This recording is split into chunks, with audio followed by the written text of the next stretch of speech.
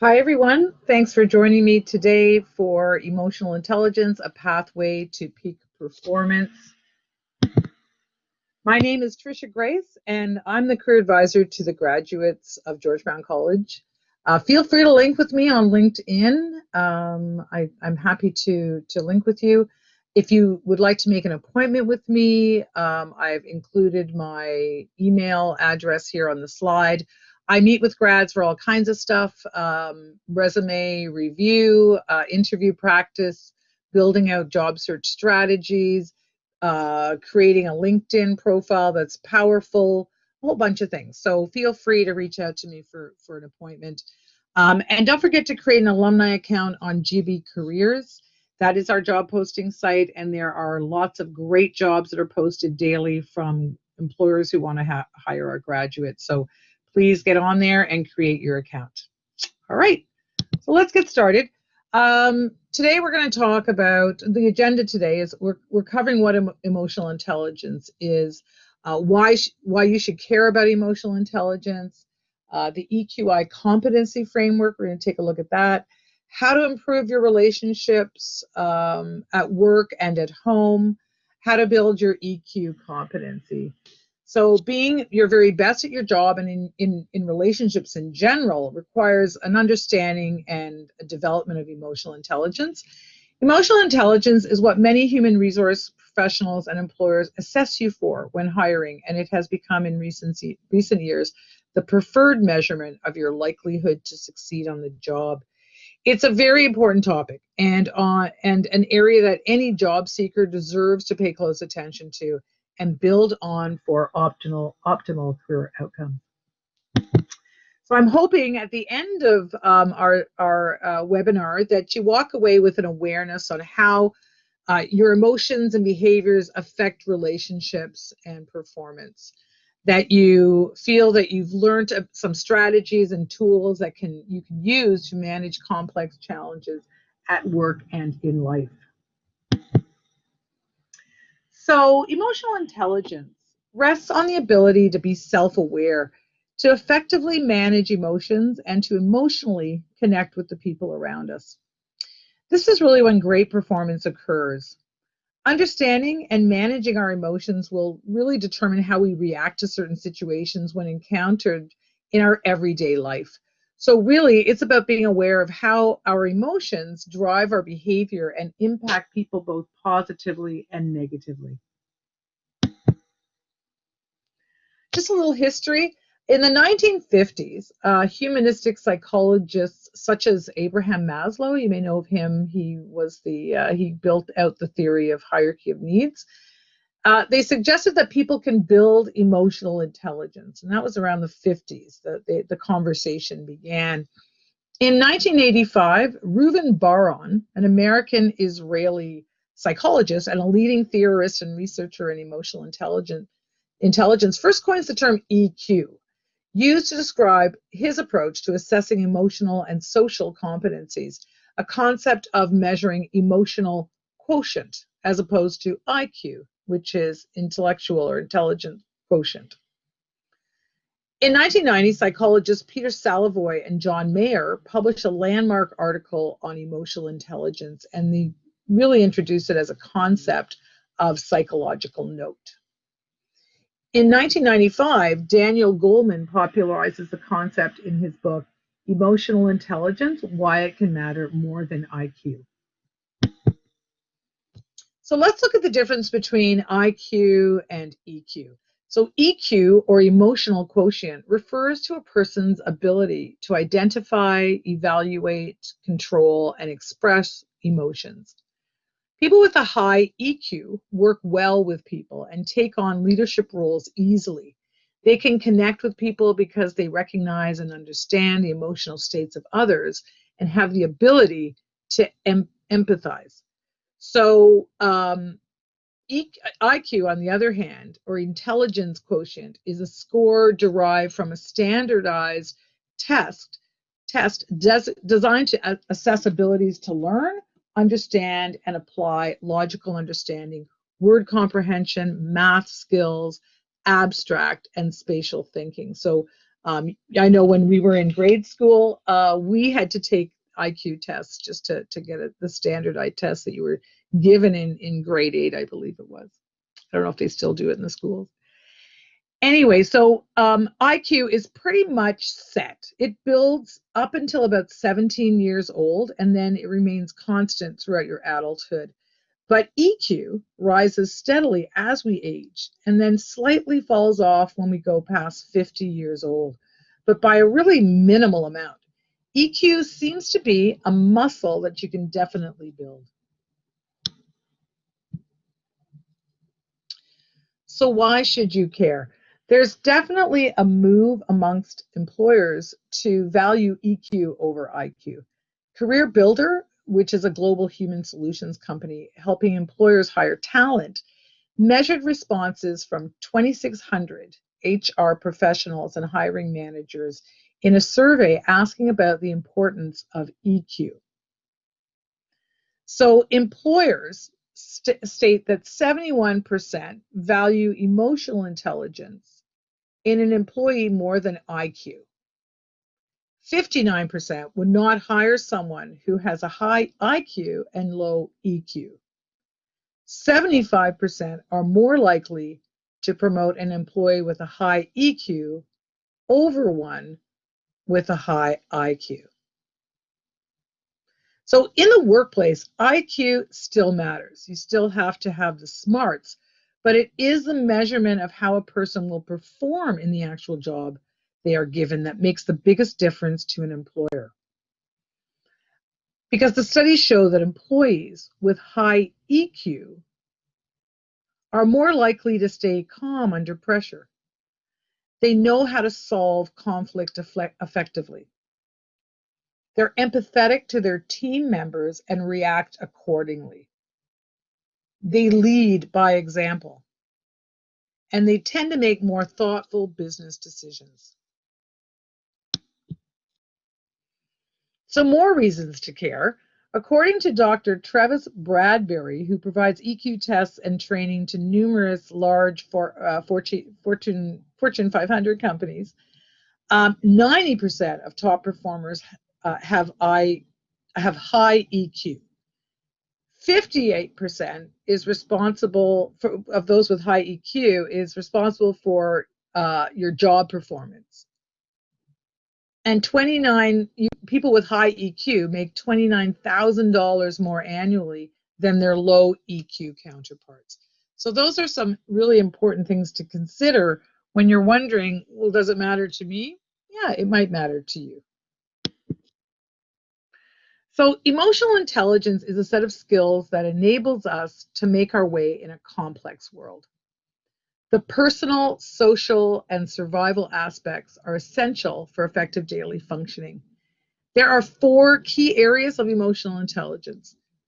2 of those areas are focused on your intrapersonal competencies or personal competence, dealing with your understanding of yourself and your own emotions. Those 2 areas are self-awareness and self-management. And the other is focused on your interpersonal competencies or social competence, which deals with yourself in the context of others and their emotions or feelings. And those 2 areas of focus are social awareness and relationship management. Once you have a recognition or awareness of your feelings, then it's about managing or regulating your behaviors. So let's break this down a little further. So the intrapersonal realm or personal competency of emotional intelligence concerns what we generally refer to as the inner self. It determines how in touch with your feelings you are, how good you feel about yourself and about what you're doing in life. Success in this area means that you are able to express your feelings, live and work independently. You feel strong and have confidence in expressing your ideas and beliefs. When you build your emotional self-awareness and you accept who you are, including both your strengths and weaknesses, and develop a healthy self-regard, Your confidence builds, as does your self-adequacy. You trust in your ability to voice your needs and ideas. You become more assertive. You can move into self-actualization, which will allow you to set goals for yourself and actually achieve them. The more goals you achieve, the more confident you become.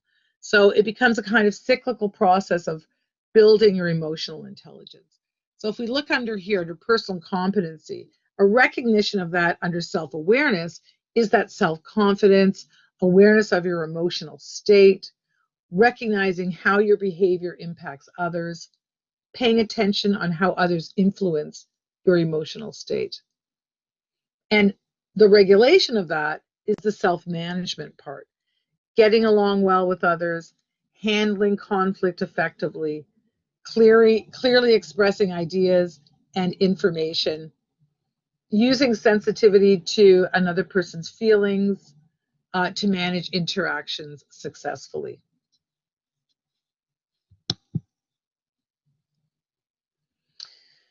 So we tend to think of our behavior as a reaction to something that happened, but actually our response is based on how we feel and think about a certain event, and that will have us react in a certain way.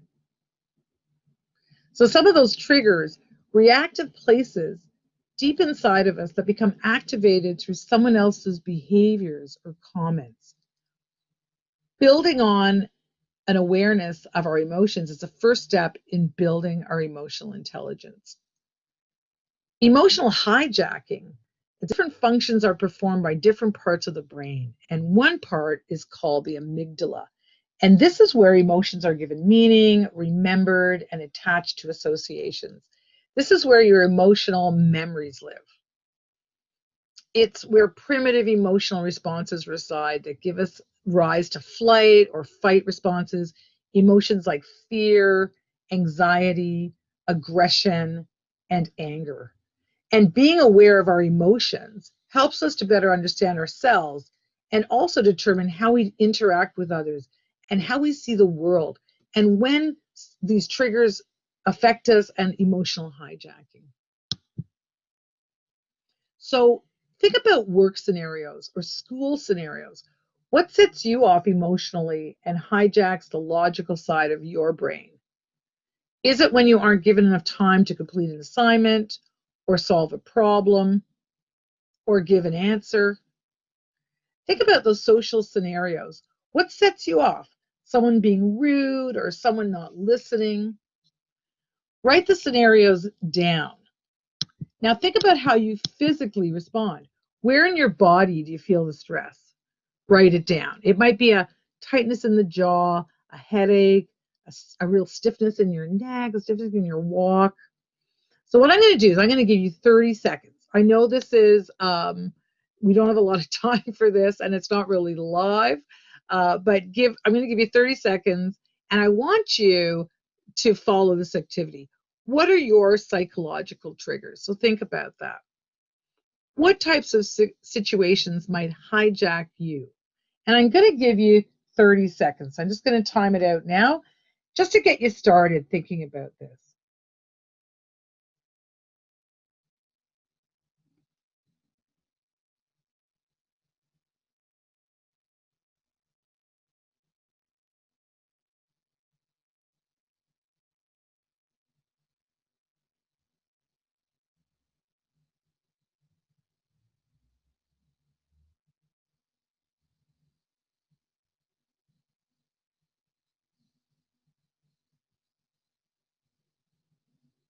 Okay, so we're just about 30 seconds. So you can always give this some more thought and complete your notes later. But it's important to reflect on what triggers us and what might hijack us into taking on certain responses that don't work so well for us, work for us really negatively.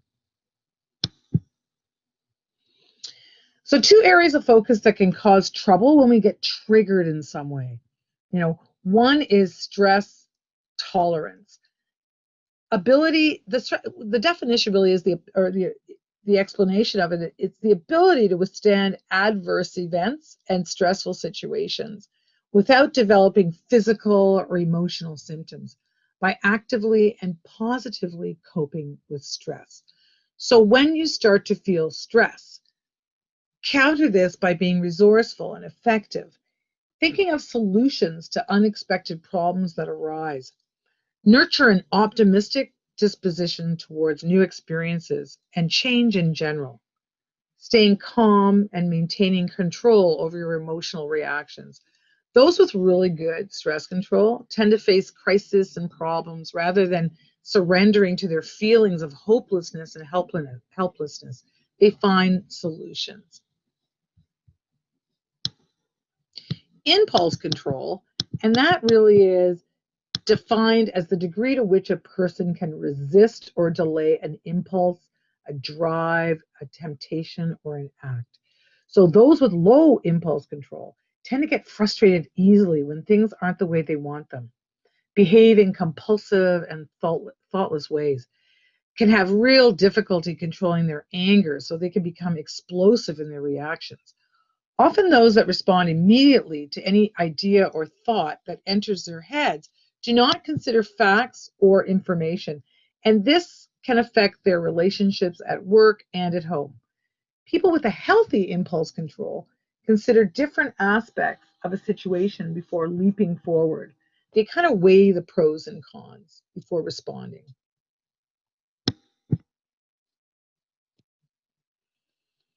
So engaging the thinking part of your brain, the neocortex, reduces that emotional state.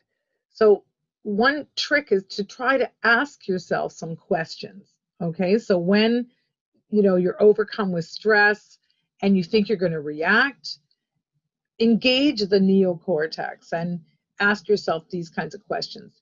What am I actually feeling? How was I feeling just before I started to feel this way? What does this say about me? What am I afraid might happen? What is the worst thing that could happen? What control could I have over this situation?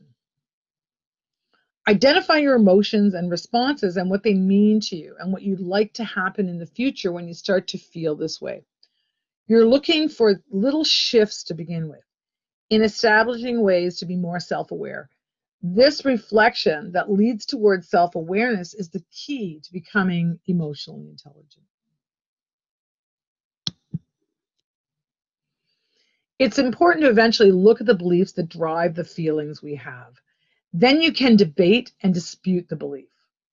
So this method, called the ABCDE method, was developed by Dr. Albert Ellis, and he's an American psychologist who developed rational emotive behavior therapy. And this is one of his kind of techniques that he uses. And it helps you to rationally work through a reflection process to decide if you want or need to change your thinking and subsequent behavior around a certain emotional response you're having.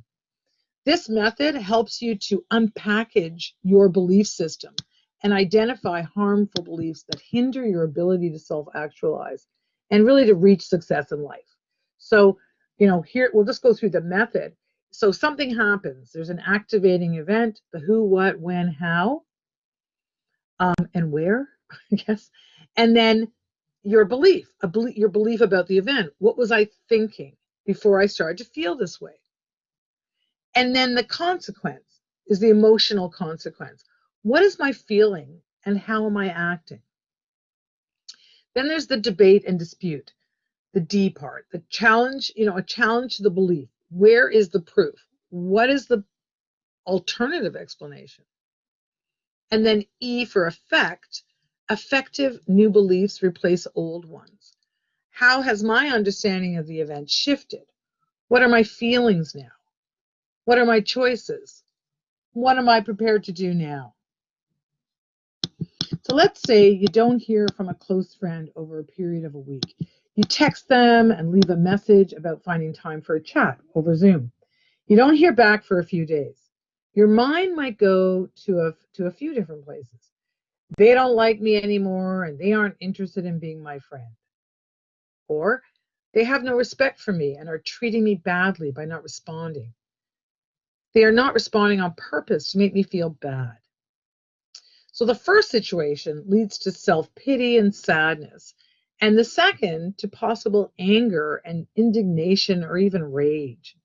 So applying the ABCD method might help to mitigate or control the emotional response. The goal of rational emotive behavior therapy is to help people change their irrational beliefs into rational beliefs. So irrational into rational, and accept their lives and situations. So the ABC method, the ABC model shows that if you look at the screen, A, you fail a big exam, which is your activating event, does not cause C, emotional behavioral response. You feel depressed and rip up all of your study material. It is actually B that is causing C. B, your belief about the event. You believe I'm not smart enough. That causes C. In the first example, it's not the fact that you failed the exam that makes you feel sad and you rip up your material. It's the belief that you're not smart enough that causes the sadness.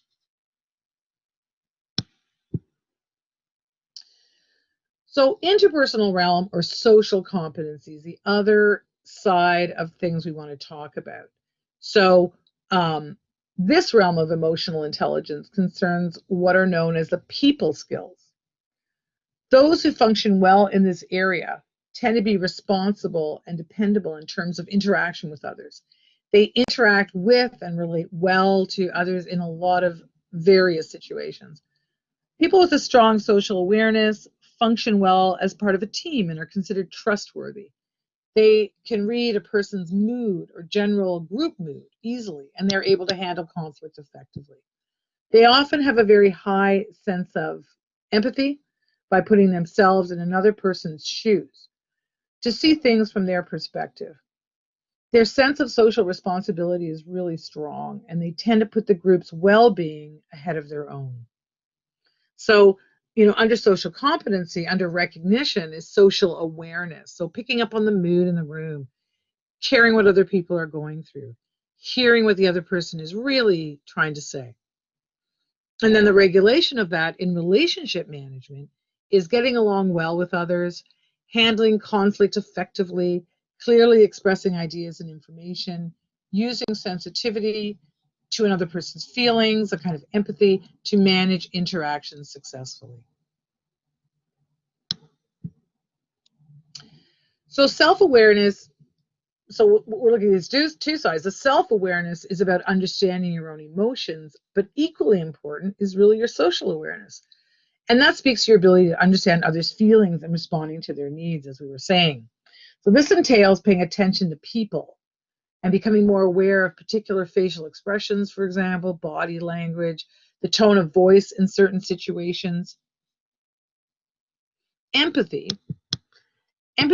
is imagine how someone might feel about a situation, a way to see things from their perspective. Be careful not to assume you know what they feel about something, as every person in every situation is different and may have a different set of responses or feelings about that particular event. But ask questions of the person to get at how they are feeling. So don't make an assumption. Ask some good questions. And then really take the time to listen. Practice active listening where you're fully focused on the speaker with the intention to understand. And respond thoughtfully.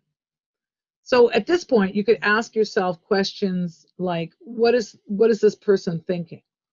What is this person feeling? What is this person wanting?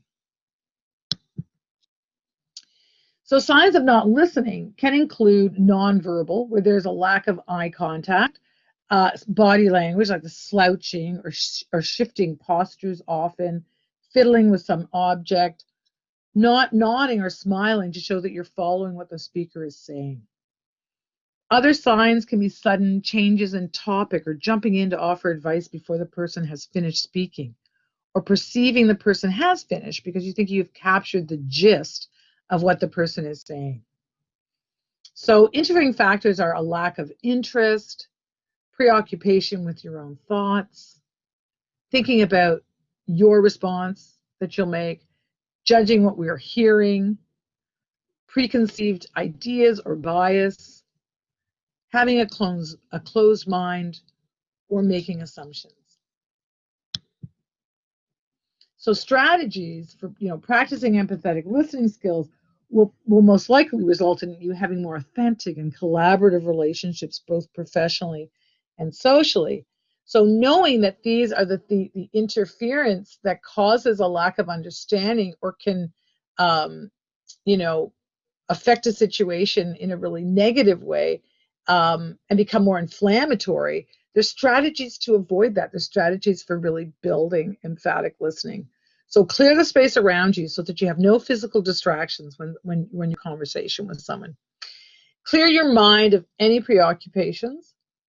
Focus in on what the person's saying and really want to understand them. Allow for silence or breaks in what the person is saying. Pay attention to the tone of voice, facial expressions, and body language. Ask open-ended questions to message the person you're really curious about them and what they have to say. So the what, how, when, those sort of questions are open-ended questions. You're not closing down someone with questions that just they can answer with a yes or a no. So open-ended questions to get more detail. Acknowledge what the person is feeling.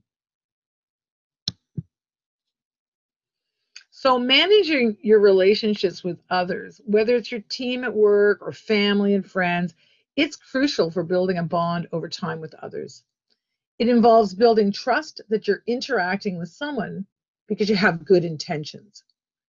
At work, it's understanding that actions are going to be taken that will move the team goals forward. So relationship management is really the ability to use your awareness of your own emotions together with understanding the emotions of others to manage interactions successfully.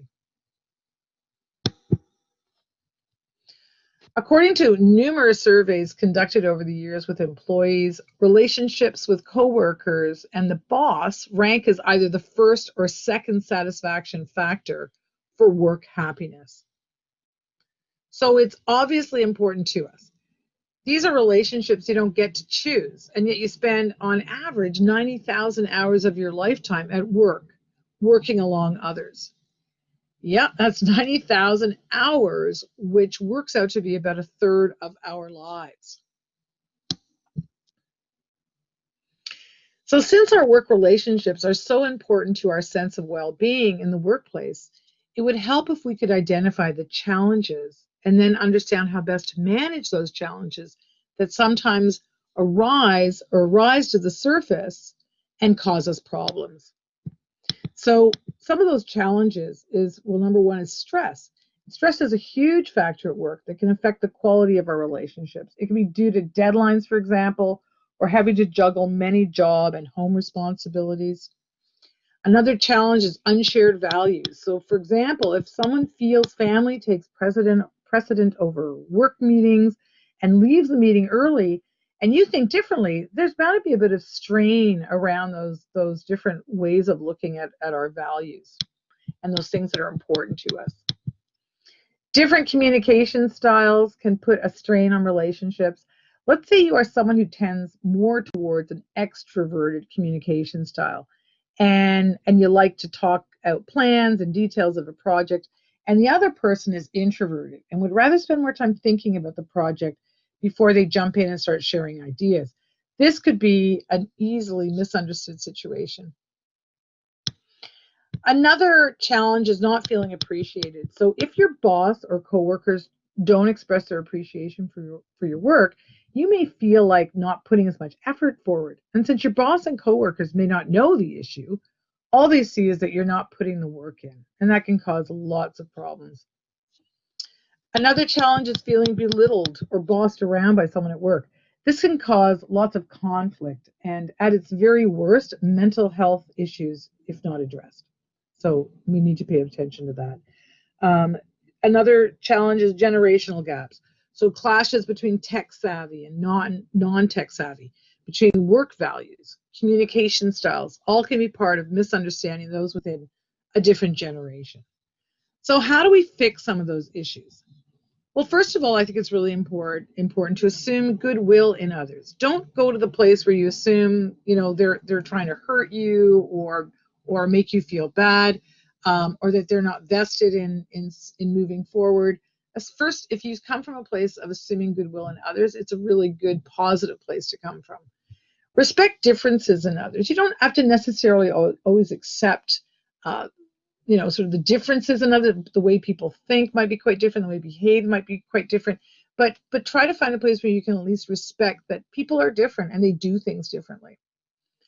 Talk it out. Immediacy. So it's very important to, if something is bothering you or there's an issue, that you to kind of deal with it immediately. Don't let it sit and fester.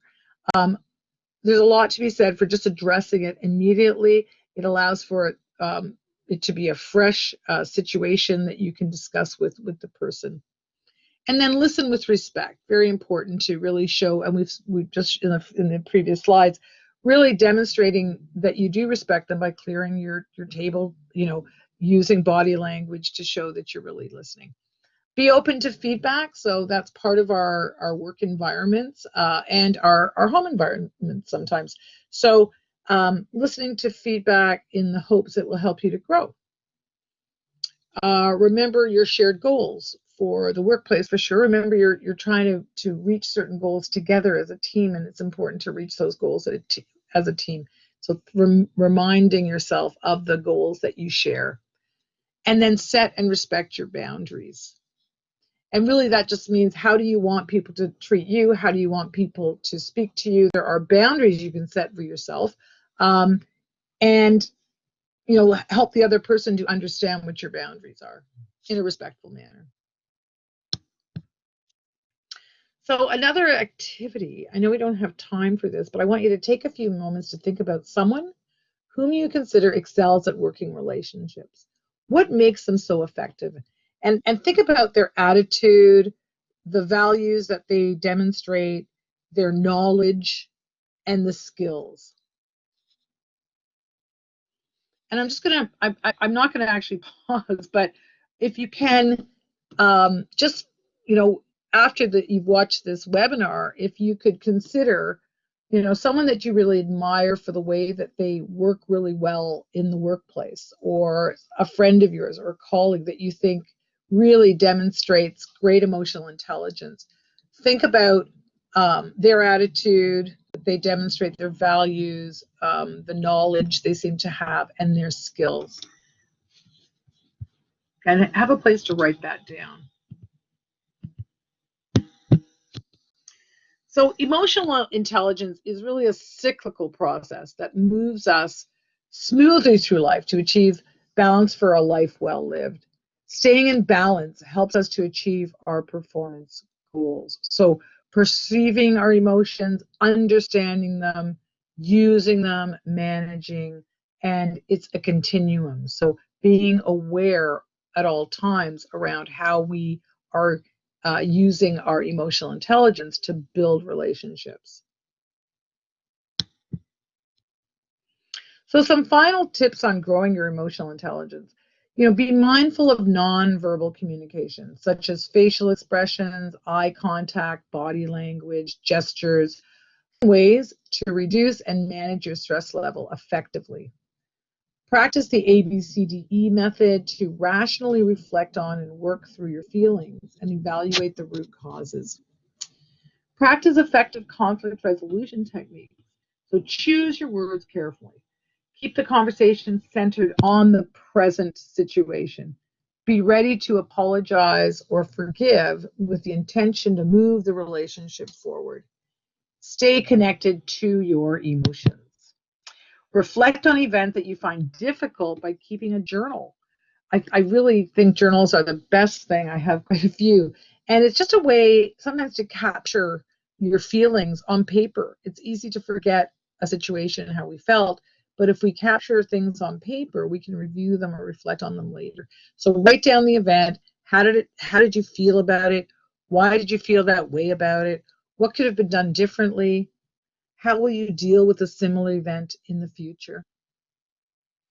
And get a healthy routine going around eating habits, sleep, exercise to really reduce stress. So there isn't a tendency to jump on something too quickly without giving it thought. Meditate to create a calm and focused mind. And it really, you know, I took up meditation during COVID-19, and it really made a big difference. It calms you, takes down the stress level. Less stimulants too, like coffee, perhaps, is one way to take the stress down a few notches.